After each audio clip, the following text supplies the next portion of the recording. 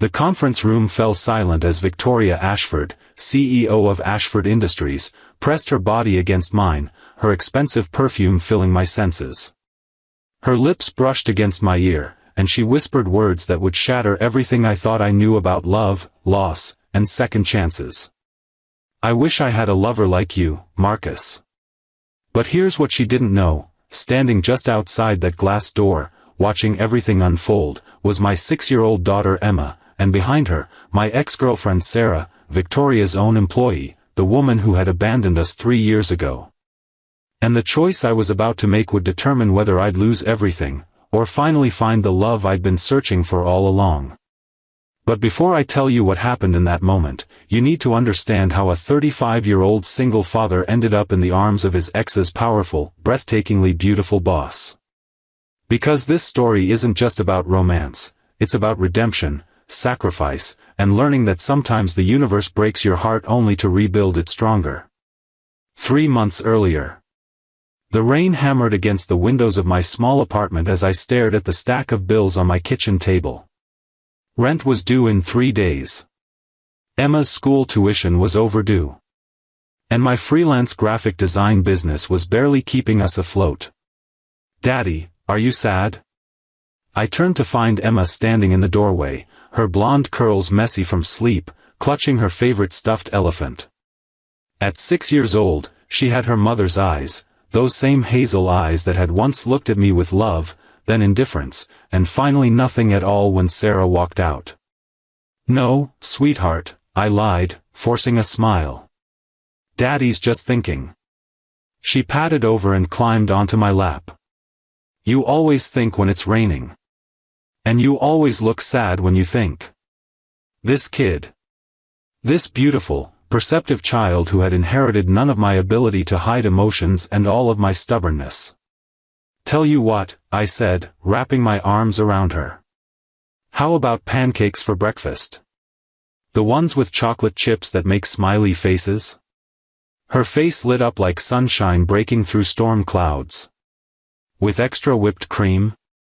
Is there any other way?"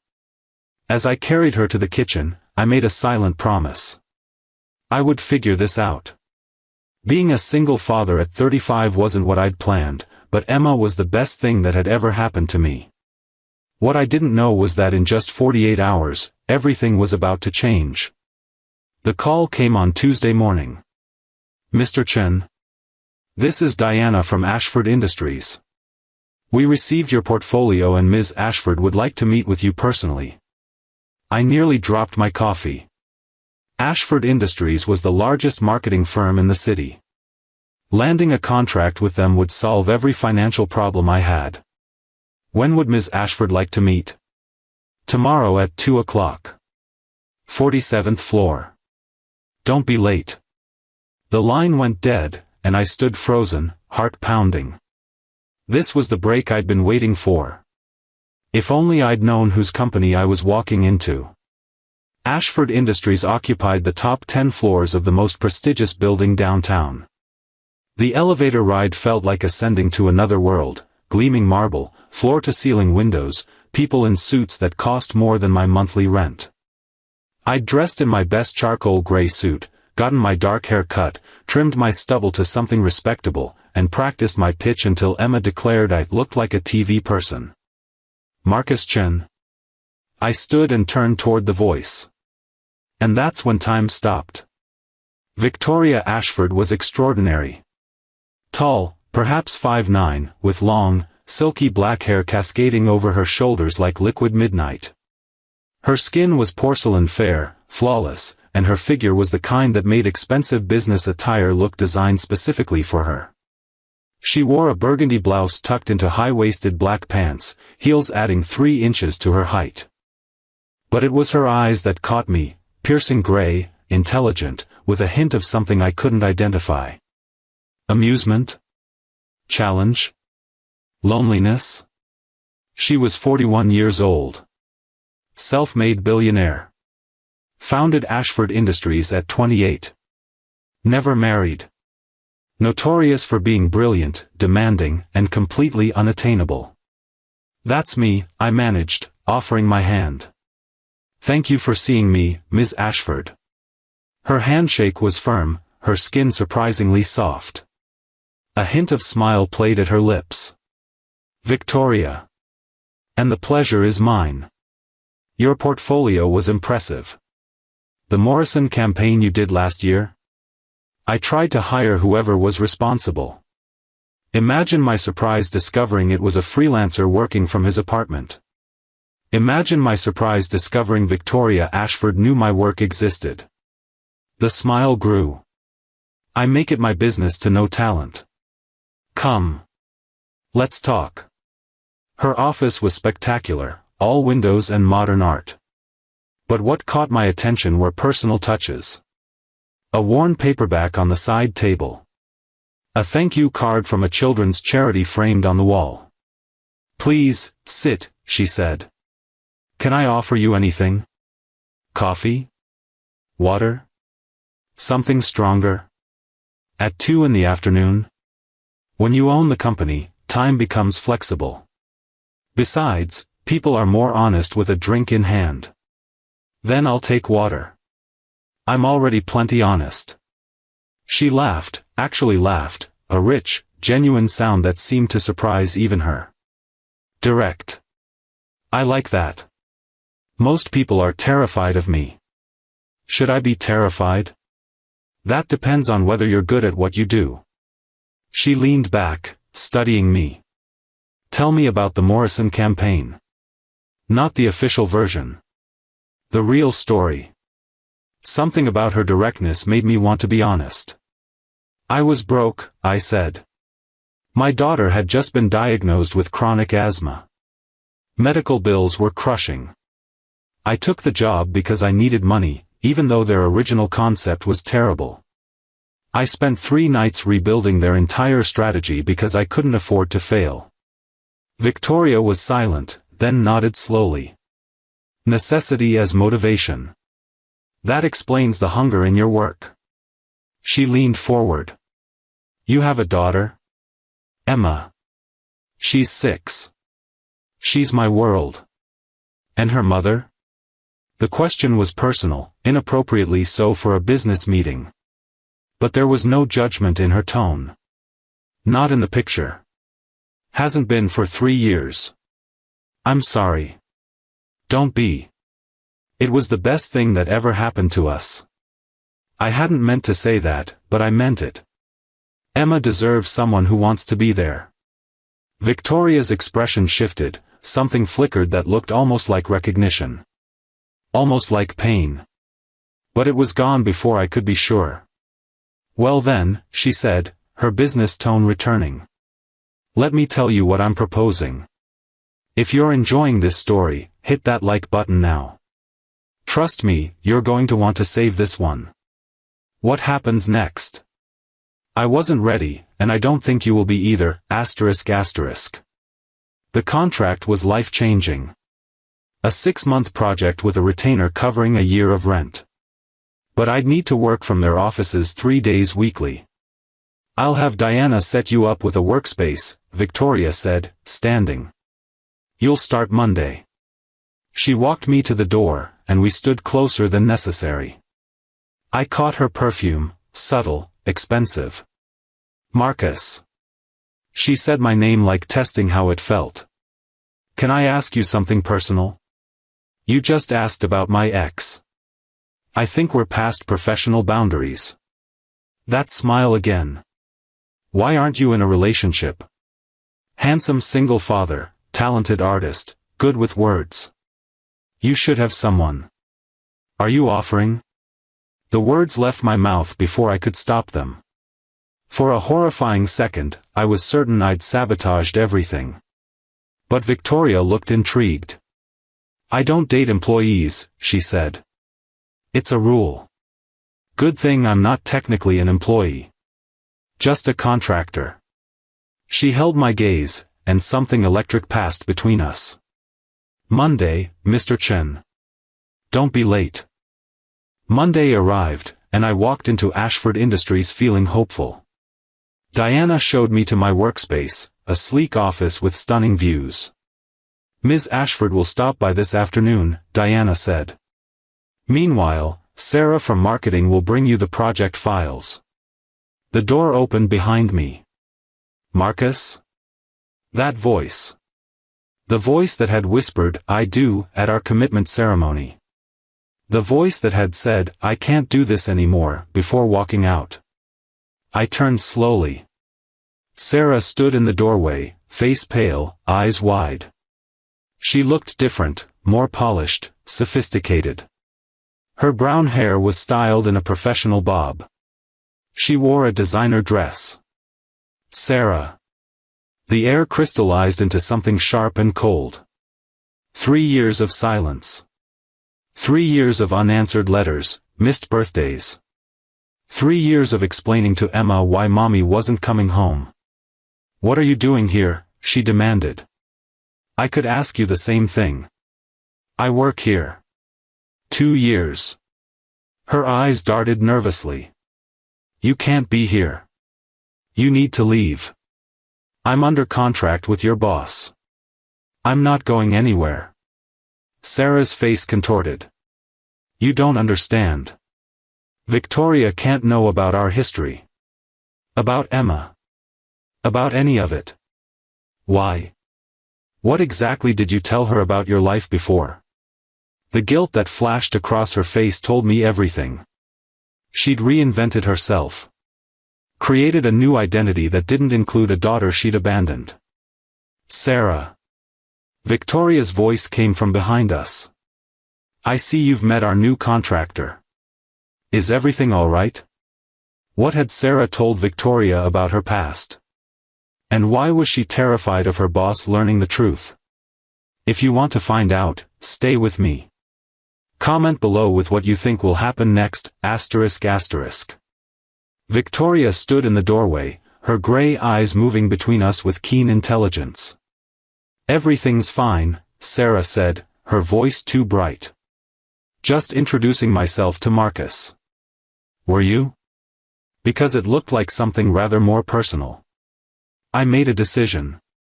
After 3 years of carrying Sarah's abandonment alone, I wasn't letting her control this narrative too. Sarah and I know each other," I said calmly. "We have history. She's the mother of my daughter." Victoria's expression didn't change, but something shifted behind her eyes. She turned to Sarah. "Your daughter. The one you told me you never had." "Victoria, I can explain." "I'm sure you can." Victoria's tone was ice. "You'll discuss this with HR. Today." She turned to me, warmth returning. "Marcus, I apologize. This must be incredibly awkward. Perhaps we should reassign your liaison. That would be appreciated." Sarah's face crumpled. Then I remembered Emma asking why Mommy didn't want to be her mommy anymore, and sympathy evaporated. "Sarah," Victoria said, not looking at her, "please close the door on your way out." After Sarah left, Victoria sank into a chair, rubbing her temples. For the first time, she looked tired. Human. Vulnerable. "I should apologize again," she said. "I had no idea. It's not your fault. Sarah is good at hiding the parts of herself she doesn't want people to see." Victoria was quiet. "Can I ask what happened?" So I told her. How Sarah and I had been together for 4 years.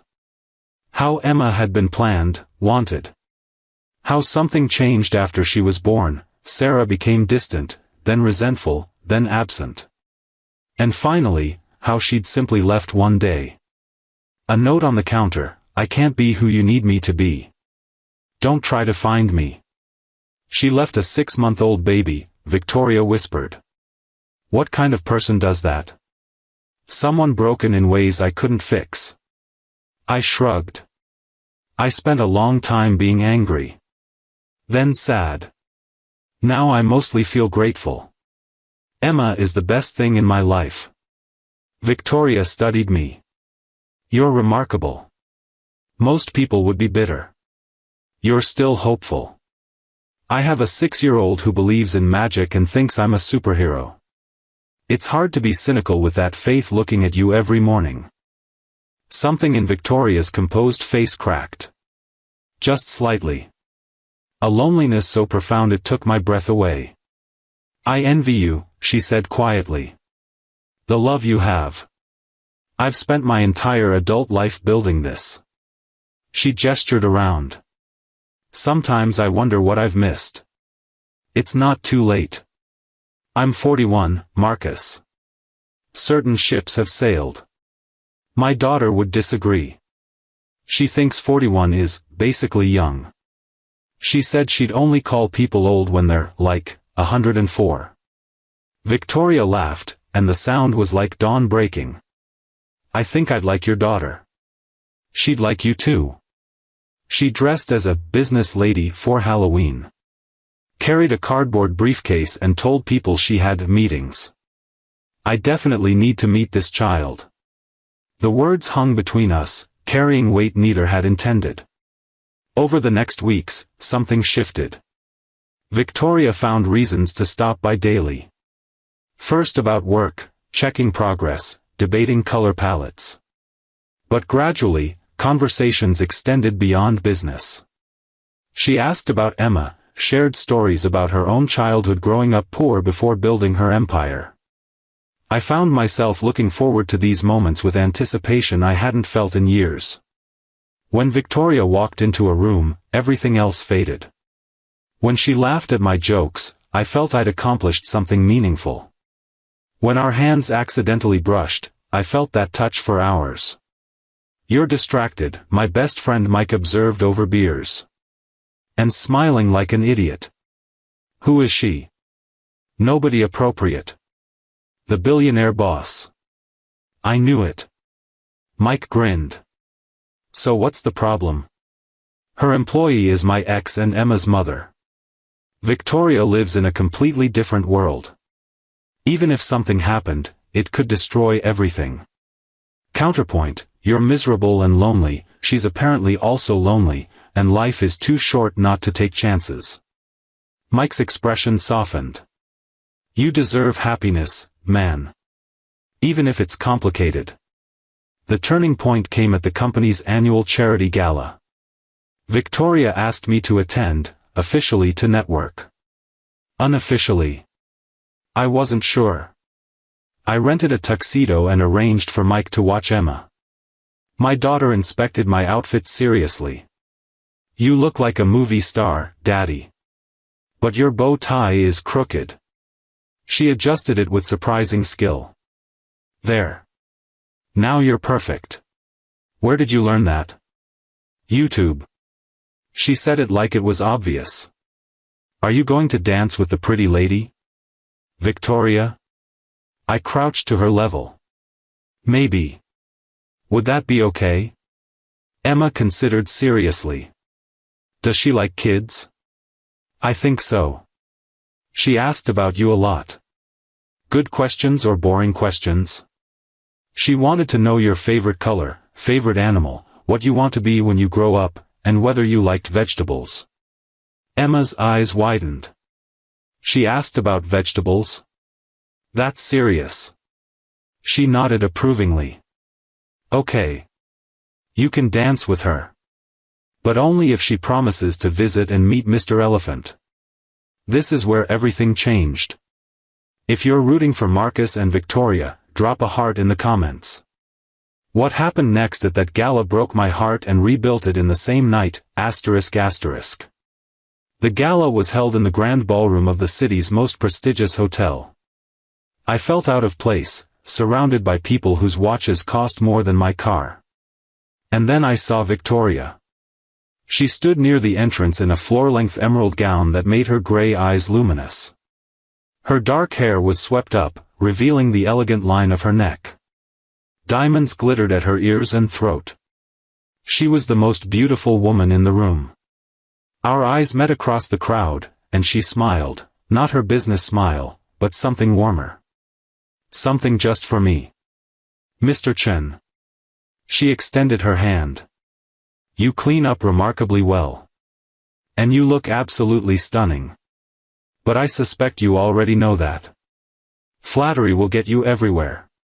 She looped her arm through mine. Come. I want to introduce you to some people.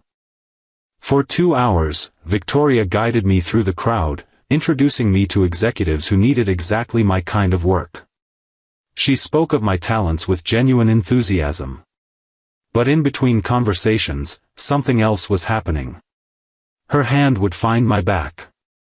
Her laugh at my whispered jokes lingered too long. When we posed for photos, she pressed against my side like she belonged there. Dance with me, she said as the orchestra shifted to a slower melody. Is that wise? People are watching. Let them watch. Her eyes held mine. I'm tired of doing what's wise, Marcus. Aren't you?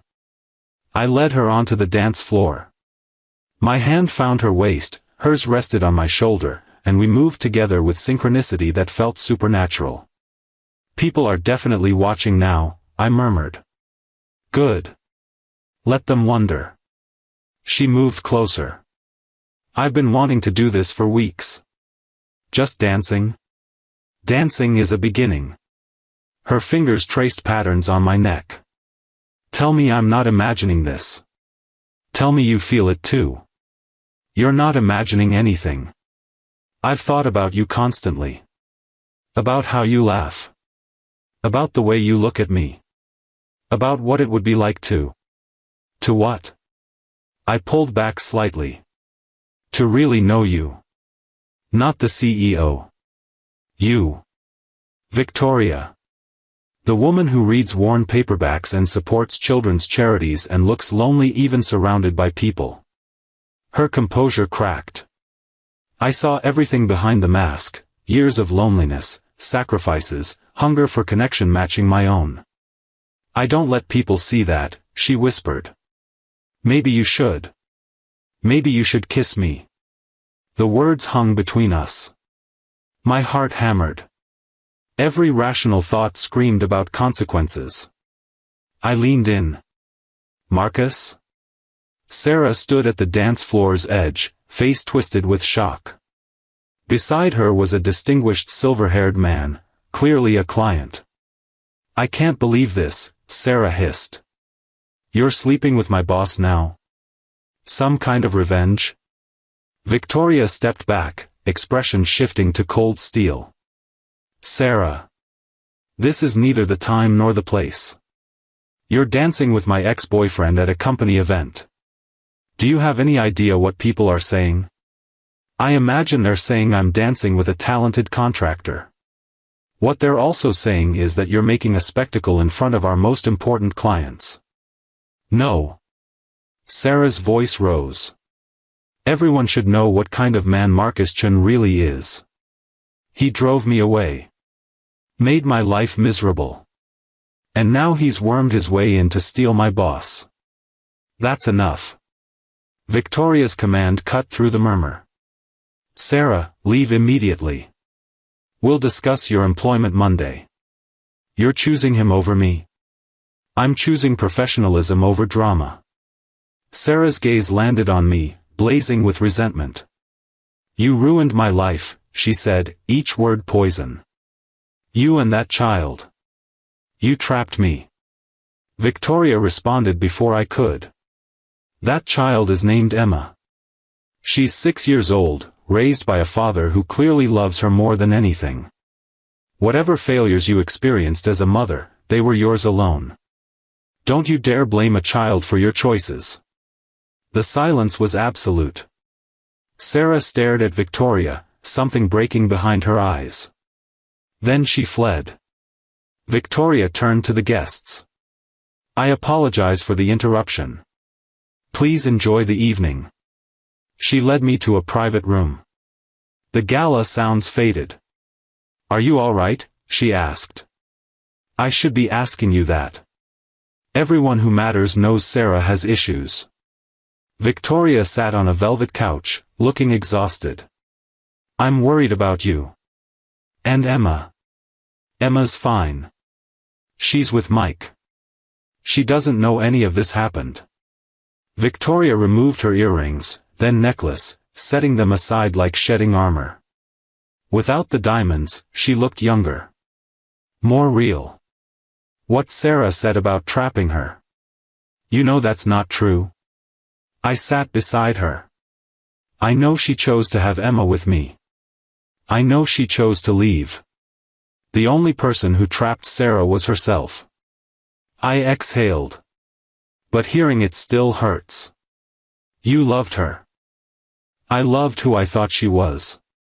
Looking back, I'm not sure that person ever existed. Victoria shifted closer.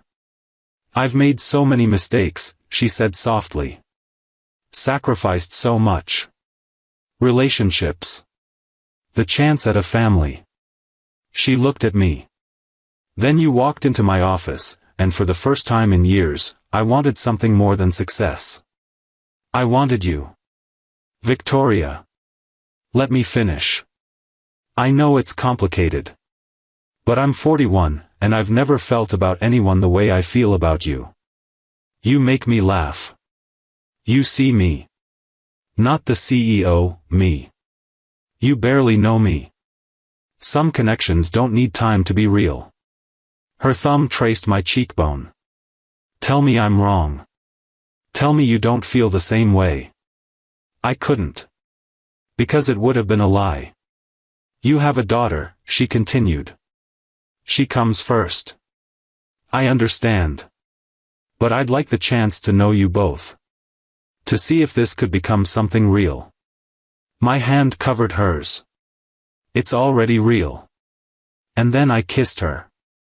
It wasn't gentle. It was 3 years of loneliness meeting decades of sacrifice, 2 broken people finding something whole. Her fingers tangled in my hair, my arms wrapped around her waist. When we broke apart, Victoria laughed that full, genuine laugh. Well, she said. That was worth waiting for. Just, well. I'm wounded. I meant it as a compliment. She kissed me again, softer. When can I meet Emma? Emma took one look at Victoria and declared, You're very pretty. Do you like dinosaurs? I love dinosaurs, Victoria said, completely straight-faced. T-Rex is my favorite. Wrong. Emma shook her head. Velociraptors are the best. They were smart. But I can teach you. Victoria spent the afternoon on my living room floor, having her dinosaur knowledge evaluated. She listened gravely as Emma explained herbivores and carnivores. She laughed when Emma made stuffed animals put on a business meeting. She stayed for dinner and didn't complain about mac and cheese. She's wonderful, Victoria whispered while Emma ate dessert. You've done an amazing job. She's easy to love. So are you. The hardest part was Sarah. She'd been fired, not for the gala incident, but for a pattern HR had documented. Sarah blamed us both. Letters started arriving. Angry, rambling. She threatened lawsuits, media exposure. She threatened to file for custody of Emma. That last one terrified me. She can't, my lawyer assured me. She abandoned Emma at 6 months. Hasn't paid support, hasn't visited. No court would give her custody. But she could make our lives difficult. For a while. Yes. Victoria resolved it, not through legal threats, but by inviting Sarah to meet privately. Trust me, Victoria said. The meeting lasted 3 hours. When Victoria emerged, she looked drained but peaceful. It's handled. Sarah won't bother you again. What did you say?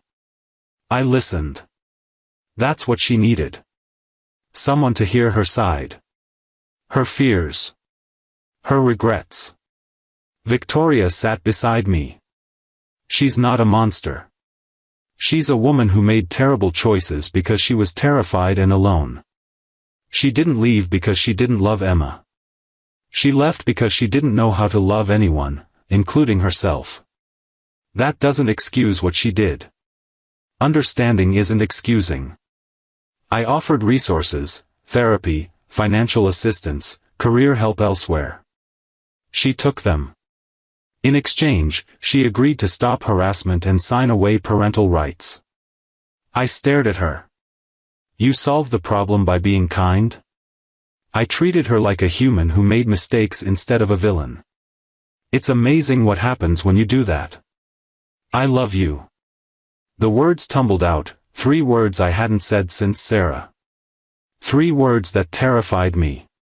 Victoria's eyes widened. Then she smiled, soft and radiant. I love you too. I've been waiting weeks to say it. Emma was the flower girl at our wedding. She practiced her petal scattering technique for weeks. Not too few, not too many. You have to make it look like a fairy sneezed flowers everywhere. I don't think fairies sneeze.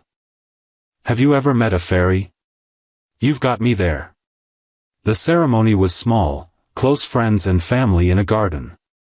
The sun broke through clouds at exactly the right moment, and Emma declared it magic. Maybe it was.